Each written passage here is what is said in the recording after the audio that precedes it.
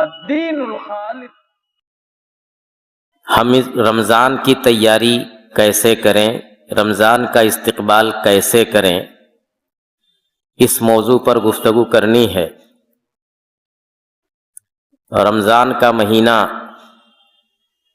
جس میں صبح صادق سے لے کر کے غروب آفتاب تک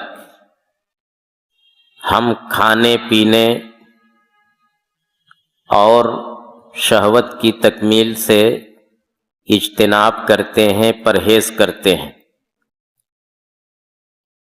یہ ایک ہمارے لیے تربیت کا موقع ہے، سالانہ کورس کہہ لیجئے اس کو۔ ہر چیز کی اصلاح کی ضرورت ہوتی ہے، مرمت کی ضرورت ہوتی ہے۔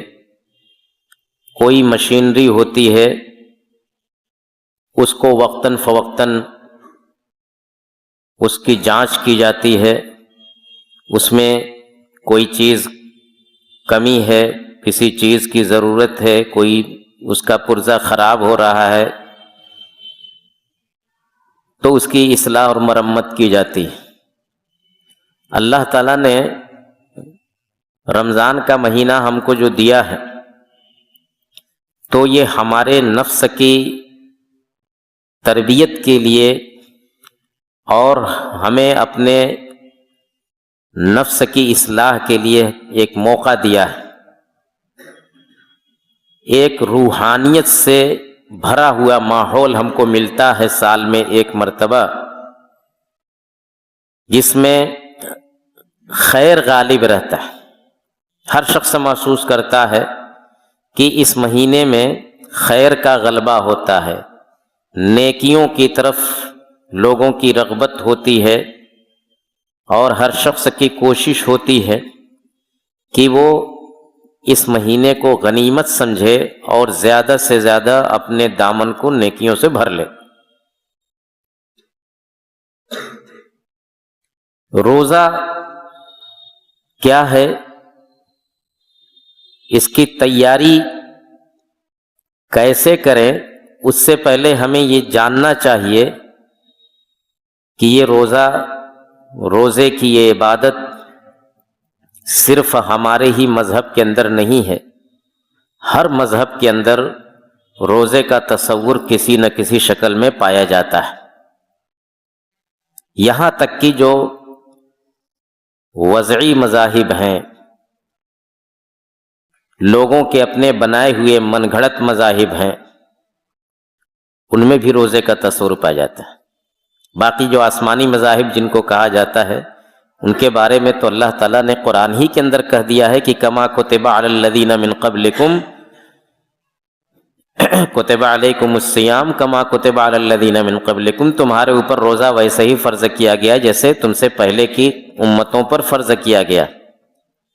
تو یہ صرف ہمارے لیے نہیں ہے، یہ ایک ایسی عبادت ہے جس کو ہر مذہب میں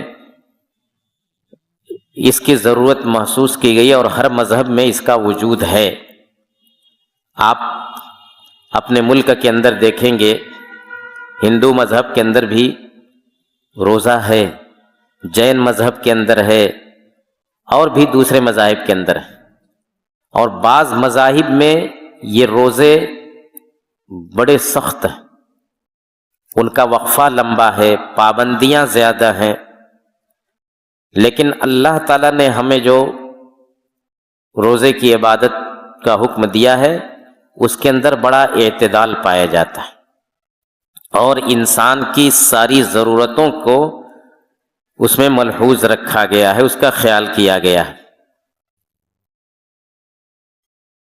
اس سے ہمارے جسم پر بھی بڑے اثرات پڑتے ہیں۔ یہ اصل تو روح کی تربیت کے لیے ہے روزہ، لیکن روح کی اصلاح اور تربیت کے ساتھ ساتھ جسمانی اصلاح بھی بڑے پیمانے پر ہوتی۔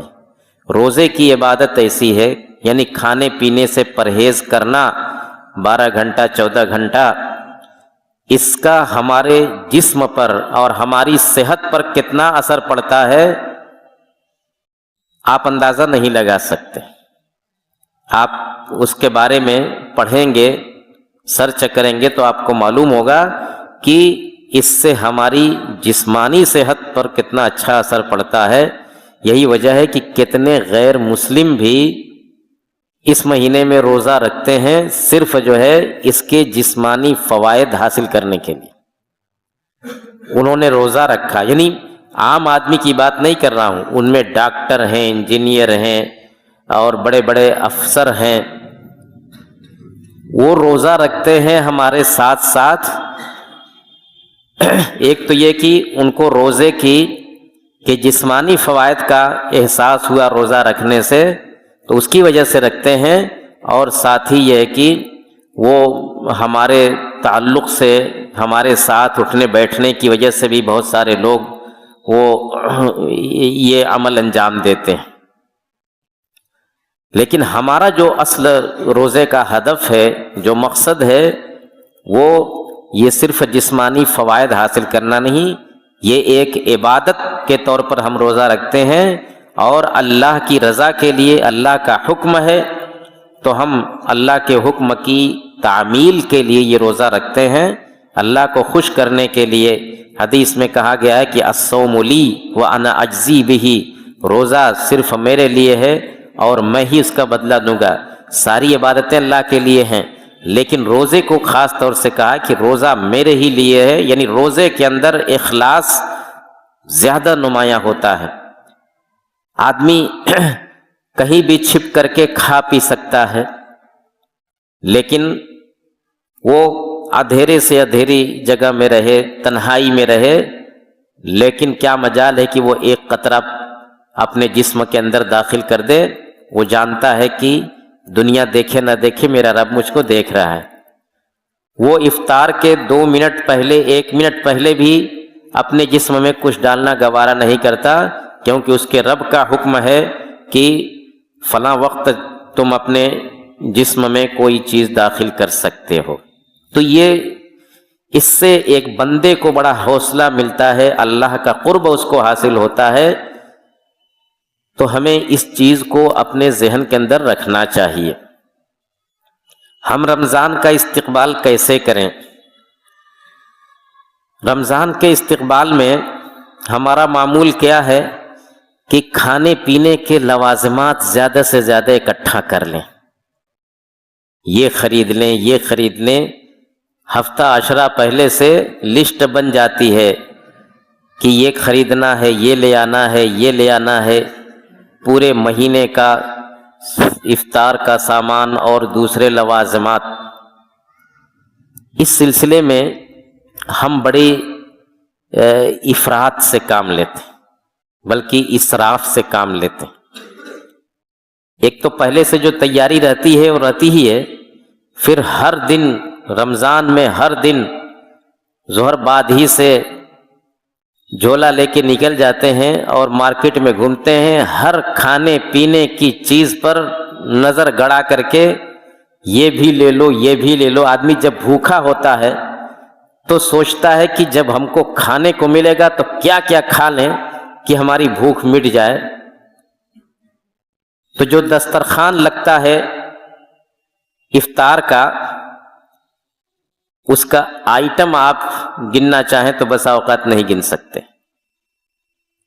اور یہ کوئی الزام کی بات نہیں، آپ اب ہر شخص اپنے گھر کا جائزہ لے لے، الا ماشاء اللہ۔ روزے کا مہینہ کھانے کے لیے نہیں آیا ہے، یہ تو بھوک کے ساتھ رہنے کے لیے آیا ہے، بھوکا رہنے کے لیے آیا ہے۔ آدمی یہ سوچتا ہے کہ میں روزے سے ہوں، بھوکا ہوں، لہذا جب روزہ ہمارا مکمل ہو تو غروب آفتاب سے لے کر کے اور پھر سحری کے وقت تک اتنا کھاتا ہے، اتنا کھاتا ہے کہ مت پوچھیے۔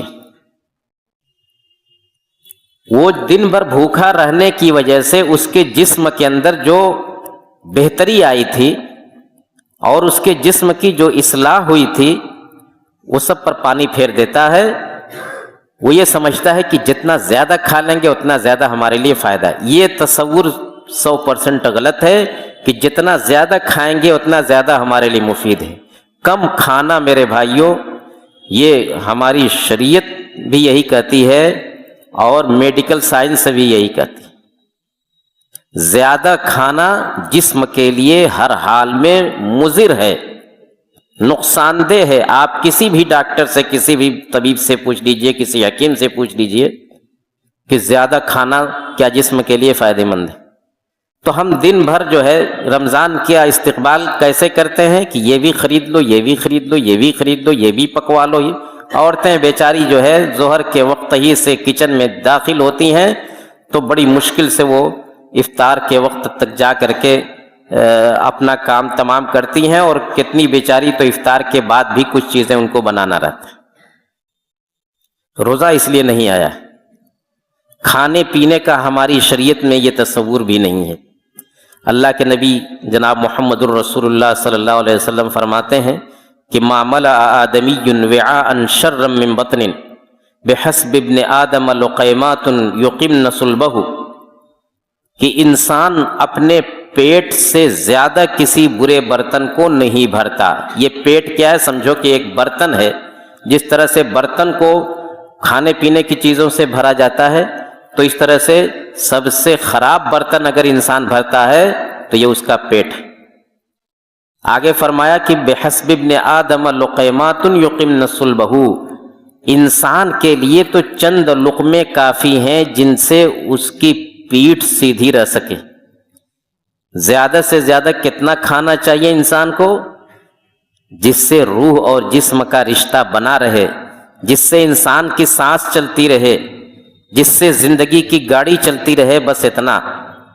بحسب ابن آدم چند لقمے کہا، چند لقمے، کہ جس سے اس کی پیٹھ سیدھی رہے، جس سے اس کی زندگی کی گاڑی چلتی رہے۔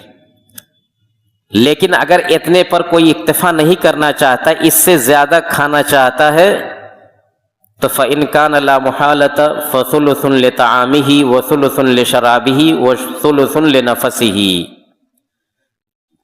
اگر اتنے سے کام نہیں چل رہا ہے، اس سے زیادہ کھانا چاہتے ہیں، تو زیادہ سے زیادہ کتنا کھانا چاہیے؟ 1/3 کھانے کے لیے رکھو، 1/3 پانی کے لیے، اور 1/3 سانس لینے کے لیے رکھو۔ یعنی پیٹ کی جو کیپیسٹی ہے اس میں سے اس کو 3 حصے میں آپ بانٹیے۔ صرف کتنا کھائیے؟ 1/3 حصہ۔ دوسرا 1/3 حصہ پانی کے لیے باقی رکھیے، اور تیسرا 1/3 حصہ سانس لینے کے۔ سانس بھی تو لینا ہے۔ کتنے لوگ کھا لیتے ہیں تو ان کو سانس بھی لینے میں دشواری ہوتی ہے، اتنا کھا لیتے ہیں کہ سانس لینے میں دشواری ہوتی ہے۔ حقیقت میں ہوتی ہے، یہ کوئی آپ دیکھ سکتے ہیں اس کو۔ تو یہ ہے تصور۔ اور آپ کسی بھی طب کی کتاب میں کسی بھی حکیم سے، کسی بھی ڈاکٹر سے پوچھیں گے تو وہ بھی یہی بات بتلائے گا، زیادہ کھانا کسی مسئلے کا حل نہیں ہے۔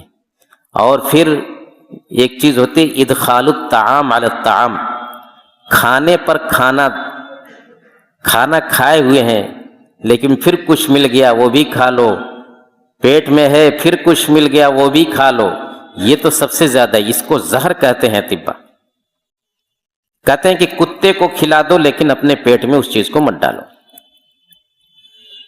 تو ہمیں اس تعلق سے اپنا تصور بدلنا ہوگا اور اپنا معمول بدلنا ہوگا۔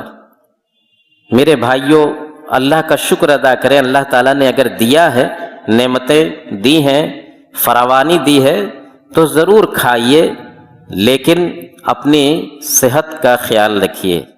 آج بھی بیماریوں کی جو کثرت ہے وہ اس میں بڑا دخل اسی چیز کا ہے کہ آدمی کھانے پر کنٹرول نہیں کر پا رہا، اور اتنا کھاتا ہے کہ وہ چیز، وہ تو غنیمت ہے کہ رمضان میں افطار کے بعد مغرب کی نماز فوراً پڑھنی رہتی ہے۔ اکثر لوگ پڑھتے ہیں، بعض لوگ تو ان سے صبر نہیں ہوتا، وہ دسترخوان ہی پر بیٹھے رہتے ہیں تاکہ جو ہے بالکل فل نہ کر لیں اپنی ٹنکی کو۔ تو افطار کے بعد آدمی جلدی سے نماز کے لیے آتا ہے، یہ بھی اللہ تعالیٰ کا ایک بنایا ہوا جو نظام ہے بہت بہتر ہے، تاکہ آدمی کو کم سے کم ایک رکاوٹ تو اس کے راستے میں ہو۔ ورنہ وہ سیدھے جو ہے افطار کے دسترخوان سے اس کو اسپتال لے جانا پڑتا ہے، اور کتنے لوگ لے جائے جاتے ہیں، اس سلسلے میں رپورٹیں موجود ہیں۔ تو ہمیں سب سے پہلے اپنا رمضان کے استقبال کے تعلق سے ہمیں یہ ذہن میں رکھنا ہوگا کہ ضرورت بھر ہی ہم کھانے پینے کا انتظام کریں، اور اگر اللہ تعالیٰ نے فراوانی دی ہے تو دوسروں کا بھی خیال رکھیں۔ جن کے گھروں میں چولہے نہیں جلتے، جن کے گھروں میں رمضان کے افطار کے لیے کچھ نہیں ہوتا، کھانے پینے کے لیے ان کے بچے بلکتے رہتے ہیں، ان کا خیال رکھیں، بجائے اس کے کہ ہم لمبا چوڑا دسترخوان لگائیں۔ اللہ کے نبی صلی اللہ علیہ وسلم کے بارے میں آتا ہے کہ اللہ کے نبی صلی اللہ علیہ وسلم کی افطاری کے سامان کیا کیا ہوتے تھے؟ چند کھجوریں، اور کبھی کبھی کھجور نہیں رہتی تھی تو کیا کرتے تھے؟ چند گھونٹ پانی پی کر کے چلے جاتے تھے۔ یہ کل آپ کا افطار کا سامان رہتا تھا۔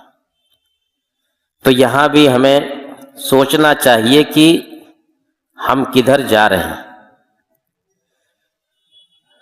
میرے بھائیوں، رمضان کا یہ جو مہینہ ہمارے سروں پر سایہ فگن ہونے والا ہے،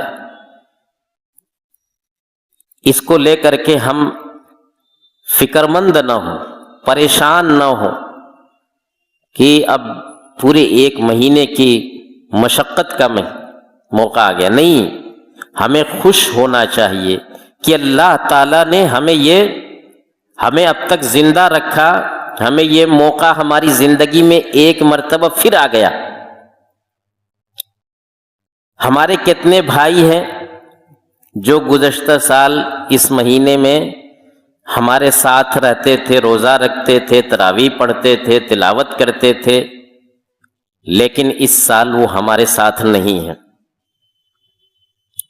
ان کی زندگی مکمل ہو گئی، ان کے عمل کا سلسلہ منقطع ہو گیا، لیکن اللہ تعالیٰ نے ہم کو ابھی باقی رکھا ہے۔ اللہ تعالیٰ ہم کو ایک موقع اور دے رہا ہے، اس کو بوجھ نہ سمجھیں، اس پر اللہ کا شکر ادا کریں کہ اللہ تعالیٰ تو نے ہماری زندگی میں ایک اور موقع دے دیا۔ نہ معلوم آگے پھر ہم کو یہ موقع ملے نہ ملے، کون جانتا ہے؟ ہم تو یہ بھی نہیں جانتے کہ ابھی رمضان میں 13-14 دن باقی ہے، تب تک ہم رہیں گے، کون رہے گا؟ رمضان شروع بھی کر دیا تو مکمل کر سکتے ہیں کہ نہیں کر سکتے؟ کتنے لوگ شروع کرتے ہیں لیکن مکمل نہیں کر پاتے، کتنے لوگ باحیات رہتے ہیں لیکن ایسے امراض میں مبتلا رہتے ہیں کہ وہ روزہ نہیں رکھ پاتے۔ تو ہمیشہ اللہ کا شکر ادا کرنا چاہیے کہ اس نے ہمیں یہ صحت کی حالت میں ہم کو یہ موقع دیا ہے، اور اس موقع کو ہم غنیمت سمجھیں اور زیادہ سے زیادہ اعمال سے ہم اپنے دامن کو بھریں۔ میرے بھائیو، یہی اعمال کام آئیں گے۔ جب آنکھ بند ہوگی تو کچھ اور نہیں آدمی کو سجھائی دے گا۔ جب انسان اللہ کے سامنے کھڑا ہوگا، یوم یقوم الناس لرب العالمین، تو کیا ہوگا؟ اللہ کے نبی صلی اللہ علیہ وسلم فرماتے ہیں کہ ما من احد الا سیکلمہ ربہ لیس بینہ وبینہ ترجمان، کہ تم میں سے ہر شخص اللہ کے سامنے کھڑا ہوگا، اللہ تعالیٰ اس سے ڈائریکٹ بات کرے گا۔ بندے کے اور اللہ کے درمیان کوئی ترجمان نہیں ہوگا، کوئی ٹرانسلیٹر نہیں ہوگا۔ اللہ تعالیٰ ہر شخص سے براہ راست بات کرے گا، سوال کرے گا، پوچھے گا۔ اس وقت عالم یہ ہوگا، حدیث کے الفاظ ہیں کہ اس وقت عالم یہ ہوگا کہ داہنے دیکھے گا تو اس کے اعمال نظر آئیں گے، بائیں دیکھے گا تو اس کے اعمال نظر آئیں گے۔ کون سے اعمال؟ اچھے ہیں تو، برے ہیں تو، وہی اعمال نظر آئیں گے، خالی اچھے نہیں نظر آئیں گے۔ ہر طرف اس کا عمل ہوگا، وہی عمل، وہی اس کی کل پونجی ہوگی۔ داہنی طرف بھی اعمال دکھائی دے رہے ہیں، بائیں طرف بھی اعمال دکھائی دے رہے ہیں، سامنے جہنم دکھائی دے رہی ہے، سامنے جہنم ہے۔ اللہ کے نبی صلی اللہ علیہ وسلم کہتے ہیں کہ فاتقوا النار ولو بشق تمرہ، اس جہنم سے اپنے آپ کو بچاؤ، بھلے آدھی کھجور بھی صدقہ کر کے کیوں نہ بچاؤ اپنے آپ۔ اتقوا النار ولو بشق تمرہ، کھجور، ایک کھجور کی کیا حیثیت ہے؟ 1 روپے 2 روپے کی، لیکن اگر کسی کو ایک کھجور بھی میسر نہیں ہے، آدھی کھجور بھی وہ اللہ کی راہ میں خرچ کر سکتا ہے، تو آدھی کھجور ہی خرچ کرے، کل قیامت کے دن یہ آدھی کھجور اس کو جہنم کی آگ سے بچانے میں اپنا رول ادا کر سکتی ہے۔ حضرت عائشہ رضی اللہ تعالیٰ عنہ کے پاس بزا اوقات سائل آتے تھے، مانگنے والی عورتیں آتی تھیں بچوں کے ساتھ، تو ایک ہی کھجور آپ کے پاس ہوتی تھی تو اس کو نصف نصف کر کے 2 جگہ کر کے دونوں کو دے دیتی تھی۔ تو میرے بھائیوں، یہ عمل کا جو موقع ہے، یہی بات جو حدیث میں کہے گی کہ دائیں بھی دیکھے گا تو عمل دکھائی دے گا، بائیں دیکھے گا تو عمل دکھائی دے گا، اور سامنے جہنم ہوگی۔ اس جہنم سے بچنے کے لیے کوئی نیکی معمولی نہ سمجھو۔ آدھی کھجور بھی اگر تم کو مل رہی ہے، 1 روپیہ بھی صدقہ کرنے کی استطاعت ہے تو اسی کو کرو۔ اور بعض روایتوں میں آتا ہے کہ اچھی بات کہہ دینے سے بھی اگر کسی کا فائدہ ہو جائے تو یہ اچھی بات بھی تمہیں جہنم سے بچانے کے لیے اپنا رول ادا کر سکتی۔ تو ہمیں خوش ہونا چاہیے، خوش طبعی کے ساتھ، خوش دلی کے ساتھ رمضان کا استقبال کرنا چاہیے، اللہ کا شکر ادا کرنا چاہیے کہ الہ العالمین تو نے ہمیں ہماری زندگیوں میں ایک موقع اور دیا ہے، لہذا ہم اس موقع کو غنیمت سمجھتے ہیں اور اس کے لیے منصوبہ بندی کرتے ہیں۔ منصوبہ بندی ضروری ہے۔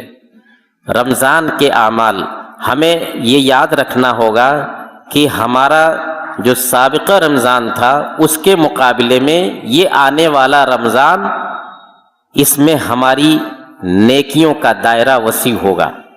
ہمیں یہ عزم کرنا ہوگا کہ ہر آنے والا دن ہمارے لیے عبادت کے لحاظ سے، اللہ کے قرب کو حاصل کرنے کے لیے پہلے سے ہمارا اگلا دن بہتر ہونا چاہیے۔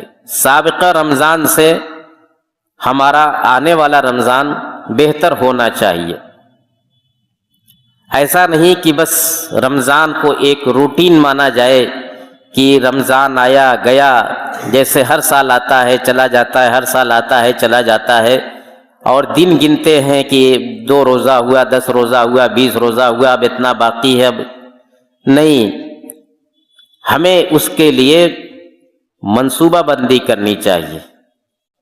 کچھ اعمال ایسے ہیں جو رمضان کے ساتھ خاص ہیں یا رمضان میں ان کی اہمیت بڑھ جاتی ہے، ان کا اجر و ثواب بڑھ جاتا ہے، تو ہمیں پہلے ہی سے سوچنا ہوگا کہ ہماری ان اعمال کے تعلق سے ہماری کیا تیاری ہے، ہماری کیا منصوبہ بندی ہے۔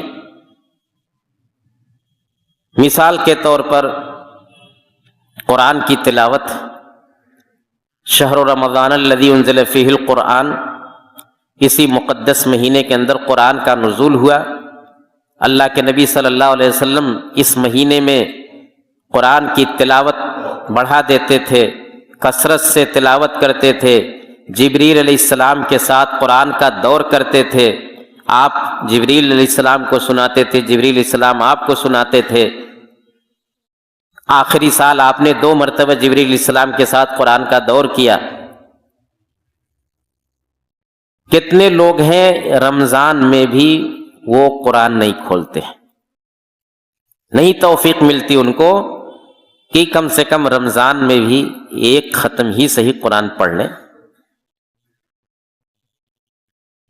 تو ہمیں غیر رمضان میں اگر ہمارا معمول کچھ ہے قرآن پڑھنے کا، یا نہیں معمول ہے، پورے سال نہیں پڑھتے ہیں، تو کم سے کم رمضان میں اس کا اہتمام کریں۔ اگر عام دنوں میں ہمارا کچھ معمول ہے قرآن کی تلاوت کا تو رمضان کے مہینے میں اس کی مقدار بڑھا دیں. اگر عام دنوں میں ایک مہینے میں ایک ختم کرتے ہیں تو رمضان میں ہم یہ پلان بنائیں کہ کم سے کم 3 ختم کریں گے. عام دنوں میں ایک مرتبہ پڑھتے تھے قرآن کی تلاوت کرتے تھے تو رمضان کے مہینے میں اس سے زیادہ کریں. تراویح کی نماز یہ تہجد ہی کی نماز ہے.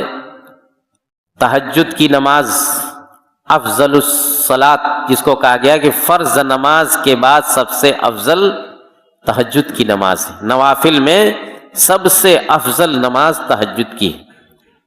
لیکن ظاہر بات ہے کہ تہجد کی نماز رات میں اٹھ کر کے مختلف موسم میں رات کے آخری حصے میں اٹھ کر کے اور اللہ کے سامنے بندہ کھڑا ہو نماز پڑھے، یہ توفیق سب کو نہیں مل پاتی.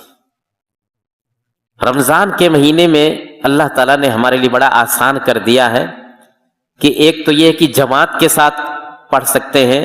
عام دنوں میں جماعت کے ساتھ یہ نماز نہیں پڑھی جاتی، جماعت کے ساتھ پڑھی جاتی ہے. اور یہ ہے کہ ابتدائے شب میں ہی پڑھی جاتی ہے، عشاء کی نماز کے بعد فوراً پڑھ لی جاتی ہے. اس کے لیے پوری رات جاگنا یا سو کر کے آخری حصے میں اٹھنا یہ کوئی ضروری نہیں ہے. تو یہ ایک موقع ہوتا ہے. اس موقع کو اگر ہم نے غنیمت نہیں جانا ایک مہینے میں، اور اجر و ثواب ابھی مولانا عبدالغفار صاحب آپ کو بتائیں گے کہ یہ تراویح کی نماز اس کا اجر و ثواب، نماز کا وقت تو کل آدھا گھنٹہ، پون گھنٹہ، 1 گھنٹہ ہے، لیکن اس کا اجر و ثواب کیا ہے کہ من قام مع الامام، کہ جو شخص حتی ینصرف کتب لہ قیام لیلہ، کہ جو شخص امام کے ساتھ قیام میں شریک رہا، تراویح میں شریک رہا، تا آتی امام نے نماز مکمل کر لی تو پوری رات تہجد پڑھنے کا اس کو اجر و ثواب مل جاتا.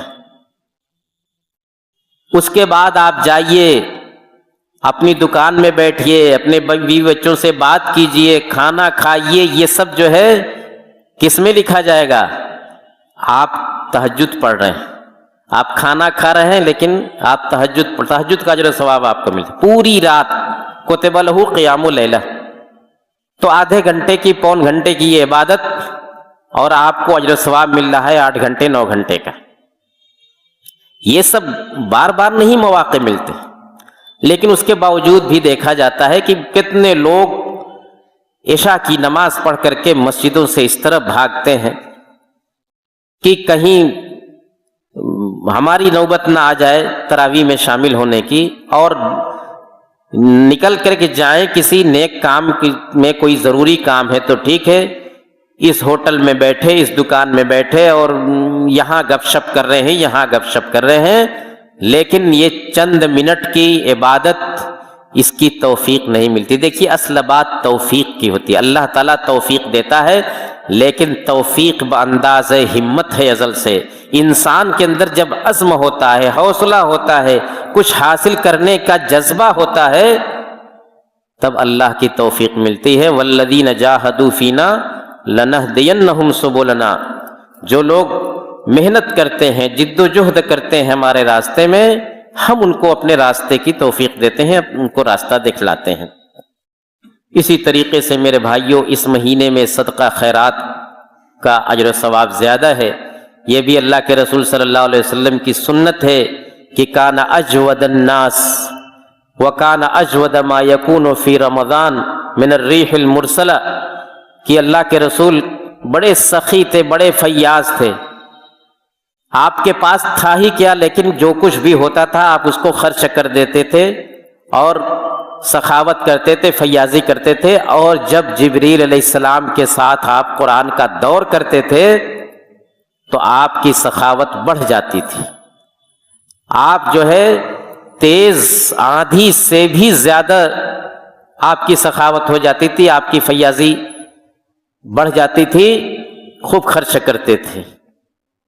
تو یہ مہینہ اللہ تعالیٰ نے اس مہینے میں ہمیں توفیق دی ہے، تھوڑا بہت جو کچھ دیا ہے خرچ کرنے کے لیے ضروری نہیں ہے کہ ہم لاکھ پتی کروڑ پتی ہوں تبھی خرچ کریں، جیسا کہ اس حدیث میں بتلایا گیا کہ آدھی کھجور بھی اگر خرچ کر سکیں تو یہ بھی ہمارے لیے کل کے دن بہت بڑا جہنم سے بچاؤ کا بہت بڑا ذریعہ بن سکتی ہے۔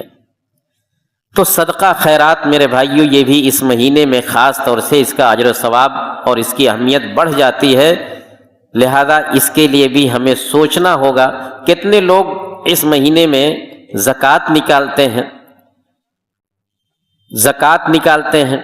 زکوٰۃ کا معاملہ ہو یا اور دوسری عبادتوں کا، اس کے لیے ہمیں علم ہونا چاہیے، جانکاری ہونی چاہیے۔ یہ مہینہ جو ہے سیکھنے کے لیے بھی بہت اہم، سیکھنے کے لیے زکوٰۃ کے مسائل کوئی اتنے مشکل نہیں ہیں کہ ہم ان کو نہ سیکھ سکیں۔ کسی بھی عالم کے ساتھ بیٹھ کر کے تھوڑی دیر اس کے درس میں شریک ہو کر کے، یہ جو دروس ہوتے ہیں رمضان میں، یومیہ دروس، ہفتہ واری دروس، ان میں شرکت کرنا چاہیے، ان میں سیکھنا چاہیے۔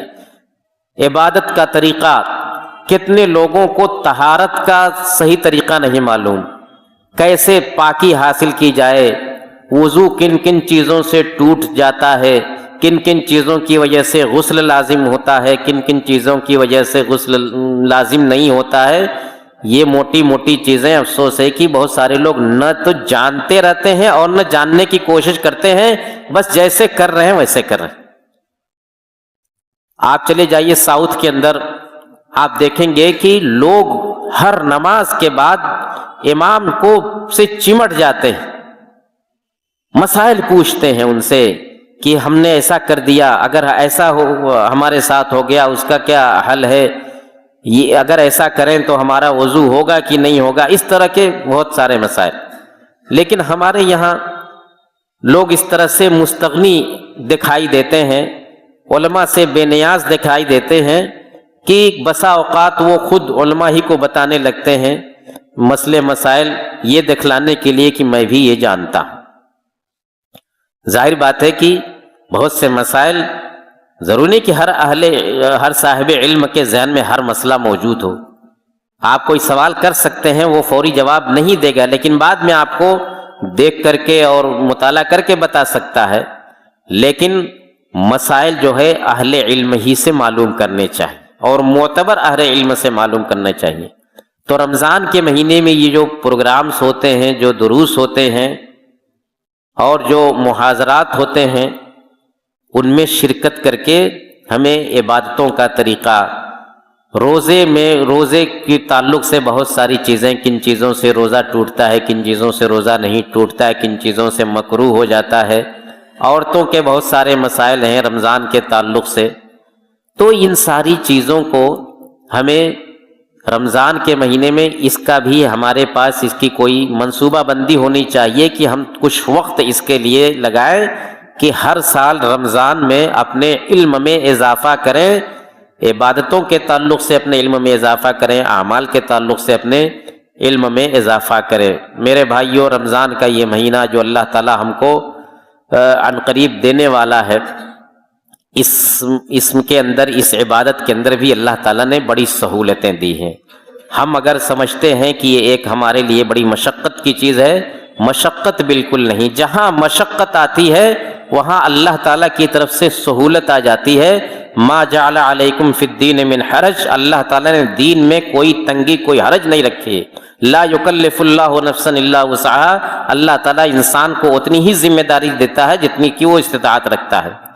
مثال کے طور پر روزے کو لے لیجئے، کما کتب علی الذین من قبلکم، سب سے پہلے یہ بتلا دیا کہ روزہ صرف تمہارے لیے نہیں ہے، پہلے کی امتوں پر بھی فرض ہے۔ جب انسان جان لیتا ہے کہ یہ چیز ہم سے پہلے بھی لوگ کر چکے ہیں تو اس کو تھوڑا سہارا ایک طرح سے محسوس ہوتا ہے کہ چلو یہ ہمارے لیے کوئی نئی چیز نہیں ہے۔ پھر کہا کہ ایام معدودات، گنتی کے چند دن ہیں، 6 مہینے روزہ نہیں رکھنا ہے، 3 مہینے روزہ نہیں رکھنا ہے، 1 مہینہ 29 دن یا 30 دن روزہ رکھنا ہے۔ پھر اس کے بعد کہا کہ فمن کان منکم مریضا او علی سفر فعدۃ من ایام اخر، کوئی بیمار ہے، کوئی سفر میں ہے، تو وہاں پر بھی چھوٹ مل جاتی ہے۔ اگر کوئی مریض ہے، ایسا مرض ہے اس کو کہ جس کی وجہ سے روزے میں اس کو مشقت ہوتی ہے، تو وہ روزہ چھوڑ سکتا ہے، چھوڑ کر کے بعد میں اس گنتی کو پوری کر سکتا ہے۔ ایسے ہی مسافر ہے، سفر کی حالت میں ہے، سفر میں مشقت ہوتی ہے، تو اس کے لیے بھی اجازت دی گئی ہے کہ وہ بعد میں اپنا روزہ، یعنی سفر میں روزہ چھوڑ کر کے بعد میں اس کی تکمیل کر لے۔ وَعَلَى الَّذِي، پھر کہا کہ وَعَلَى الَّذِينَ يُطِيقُونَهُ فِدْيَةٌ طَعَامُ مِسْكِينٍ، بہت سارے لوگ ایسے ہوتے ہیں جن کا مرض دائمی رہتا ہے، بہت بوڑھے ہو گئے، عمر بہت زیادہ ہو گئی کہ اب روزہ رکھنے کی استطاعت نہیں ہے ان کو، یا اللہ نہ کرے کوئی ایسا خطرناک مرض لاحق ہو گیا کہ اب اس سے شفا کی امید نہیں ہے، تو ایسے لوگوں کے لیے راستہ نکال دیا کہ ہر دن کے عوض میں ایک مسکین کو کھانا کھلا دیں، اور پھر ان کے لیے روزہ رکھنے کی ضرورت نہیں ہے۔ آخر میں کہا کہ یرید اللہ بکم الیسر ولا یرید بکم العسر، اللہ تعالیٰ تمہارے ساتھ آسانی چاہتا ہے، سختی نہیں چاہتا۔ یہ روزہ اس لیے نہیں فرض کیا ہے کہ تم کو مشقت اٹھانی پڑے، تمہارے اوپر کوئی بوجھ ہو، کوئی سختی ہو، نہیں۔ اسی لیے اللہ تعالیٰ نے طرح طرح کی سہولتیں ہیں، عورتوں کے لیے الگ سے سہولتیں اللہ تعالیٰ نے بہت ساری سہولتیں دی ہیں، تو اسی طریقے سے بیمار کے لیے، مسافر کے لیے، معمر شخص کے لیے، سب کے لیے سہولتیں ہیں۔ اور پھر اس کے بعد انسان جو ہے اپنی سہولت کے مطابق جو سہولت اللہ تعالیٰ نے دے دی ہے اس سہولت سے انسان فائدہ اٹھائے۔ اگر استطاعت نہیں ہے روزہ رکھنے کی، بہت سارے لوگ معمر ہو جاتے ہیں، 80 سال 85 سال عمر ہو جاتی ہے، ان سے کہا جاتا ہے کہ اب روزہ مت رکھیے، مشقت ہوتی ہے، تو سوچتے ہیں کہ اتنے اجر و ثواب سے ہم محروم نہیں ہیں۔ آپ محروم نہیں ہوں گے، آپ کو پورا اجر و ثواب ملے گا۔ حدیث کے اندر آتا ہے کہ جو شخص بیمار ہو جائے یا سفر میں چلا جائے تو کتب لہ ما کان یعمل صحیحا مقیما، کہ جو صحت کی حالت میں اور مقیم رہنے کی حالت میں جو عبادتیں کرتا تھا اس کا پورا اجر و ثواب اس کو ملتا رہتا ہے۔ تو اگر کسی مجبوری کی وجہ سے، کسی عذر کی وجہ سے آدمی کوئی عبادت نہیں کر پاتا ہے تو اللہ تعالیٰ کے یہاں اس کا اجر و ثواب ملتا رہتا ہے۔ تو اس طریقے سے میرے بھائیوں، ہم کوشش کریں کہ اس مہینے کا خوش دلی کے ساتھ استقبال کریں۔ اس مہینے کی روحانیت سے ہم کس طریقے سے فائدہ اٹھائیں گے، کس طریقے سے سابقہ رمضانوں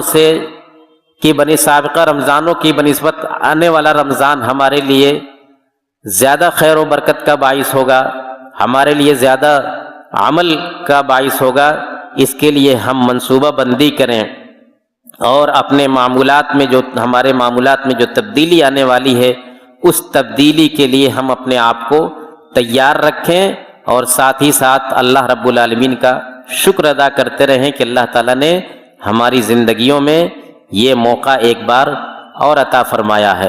اللہ تعالیٰ سے ہماری یہی دعا ہے کہ مولا کریم تو ہمیں اس موقع کو غنیمت جاننے کی توفیق عطا فرما۔ الہ العالمین، جس طریقے سے تو نے ہم کو اب تک صحت کی حالت میں اور عافیت کی حالت میں باقی رکھا ہے، اسی طریقے سے اس مہینے تک اور اس مہینے کو ہمیں صحت کی حالت میں پانے اور اس کی قدر کرنے کی توفیق عطا فرما، اور اس مہینے میں جو کچھ بھی ہم نیکیاں کریں اللہ تعالیٰ ان کو شرف قبول عطا فرما۔ وآخر دعوانا ان الحمد للہ رب العالمین۔